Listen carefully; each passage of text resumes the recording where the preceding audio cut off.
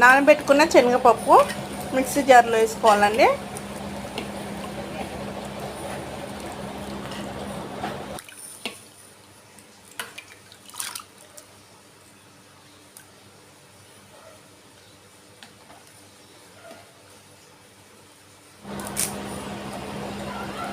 ఇప్పుడు ఇందులోకి 4 పచ్చిమిరపకాయలు, 2 రెమ్మల కరివేపాకు, 7-8 వెల్లుల్లి రెబ్బలు, ఒక మీడియం సైజు ఉల్లిగడ్డ ఇలా చిన్న చిన్న కట్ చేసి వేసుకోవాలి. రుచికి సరిపడ ఉప్పు, అలాగే 1 ఇంచు అల్లం ముక్కండి.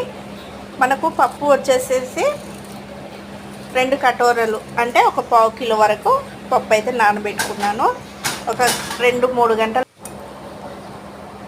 గంటలు నానబెట్టుకొని ఇలా మిక్సీ అయితే పట్టుకోవాలి. పప్పుని 2-3 గంటలు నానబెట్టుకోవాలి. నెక్స్ట్ ప్రాసెస్ నెక్స్ట్ వీడియోలో షేర్ చేస్తాం.